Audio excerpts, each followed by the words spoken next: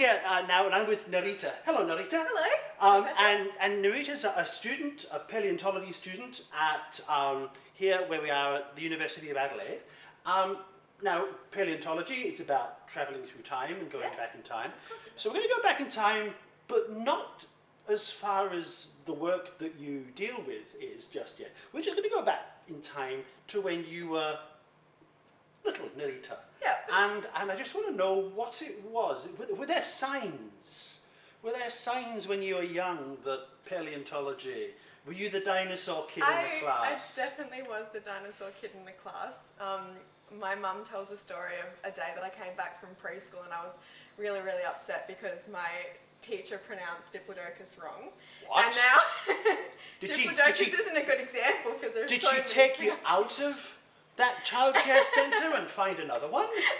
She didn't. But yeah, both my parents have It's signed. Diplodocus, by the way. Well, she got it right then. Clearly I was wrong. Well, that's the shortest interview I've ever done. So anyway, do go on. Yes. Yeah, both my parents have science backgrounds, so I was exposed to science from the womb, basically. Yeah, and I was always the dinosaur kid, and I never really grew up. So, same.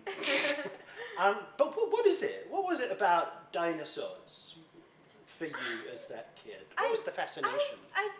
It's hard to pinpoint. I guess it was just everything about them.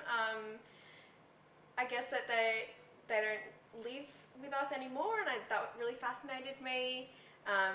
The size of them as well, like. Yeah, it's like they're like these, because we read about unicorns and sorry, unicorns aren't real, and dragons and sorry again. But we know that dinosaurs are real, and we know that because we find the fossils. Exactly, yeah. Yeah.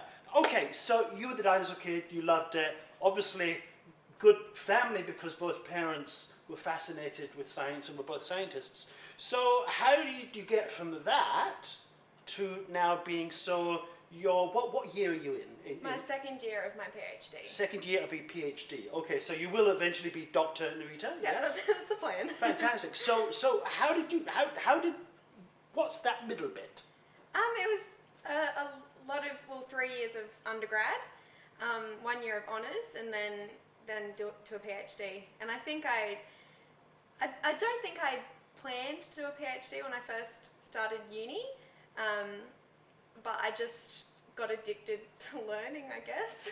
That's which is interesting because you're not the first person to say that this wasn't quite the plan, but doing the stuff inspired you. Were there any particular teachers at high school or primary school or lecturers that you've gone, yes, I belong here, this is the thing, this is the moment? I had a really good high school chemistry teacher, which isn't, chemistry, paleontology, not really that closely related, but I think like his passion for science really helped to ignite mine, and he was my year 11 and year 12 chemistry teacher, so I think that was a really important time for me when it came to choosing my path after high school.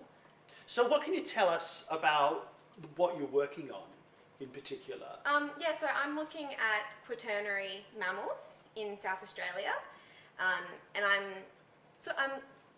looking at quite a few things. I'm really interested in looking at the different marks that bones have on them. So teeth marks, scratch marks. Yeah, exactly like that, and working out how these different marks differ between, for example, carnivore accumulated deposits, pitfall trap accumulated deposits, and seeing how we can look at the bones from each of these types of deposits and work out what the mode of accumulation was, essentially. Fantastic. So you're into trace fossils? Yeah. So okay, and there's some fascinating things we can find out from trace fossils. I was at another lab recently and was looking at a mark in a bone, and it's a foot bone of a kangaroo, and it perfectly matches up with a Thylacoleo, and that tells us, because we find a few of them like that, it's like, right, part of the hunting strategy was biting the feet, and it's like, of course it, if you're going to fight a kangaroo, Go for the feet. Yeah. Absolutely.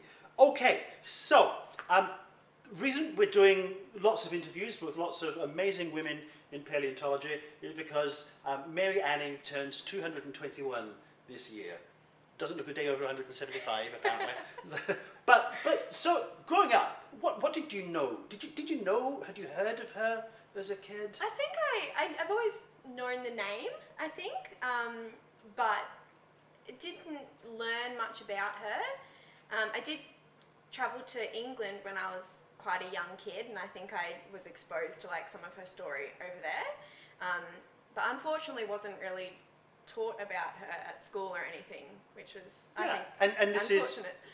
and part of us doing this is to say to people, tell the story, because again you're not an orphan in that. But we're hopeful that people that are learning her story, when they have kids, it's like, you learn about Einstein, you learn about Galileo, you learn about Marie Curie, you learn about Mary Anning. Yeah. So, okay, did you learn about her in later years as a student? Did you hear the name much? Yeah, I think or it's just kind of been around the place? Yeah, and just sort of information just trickling in. Like, I don't remember, I didn't have a lecture on her, for example, at uni. Well, you are now. But I am now, and I'm grateful for it. Okay, so given what you know and stuff, where and there's the cool thing is there's no right or wrong answers to either of these questions with Mary. But where do you think she sits? What's your understanding of where she sits? I think she was incredibly brave. I think to stand up for like the men of her time, and I really admire that because I do really think that would take a lot of courage. I think she should be an inspiration for every aspiring scientist, every aspiring young woman, no matter what their interests are or what their dreams are. Yeah. Absolutely, and as because technically she's not a scientist. No. But she would have been. Definitely. Had she been allowed, but she wasn't because she was a woman. Where do you think she sits in paleontology?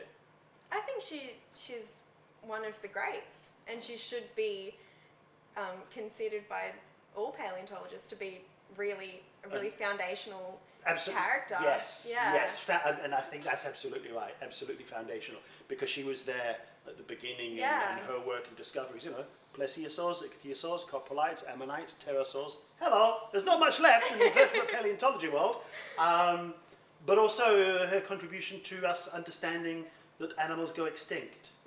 Yeah, and without her, who knows how long it would have taken for those things to be discovered.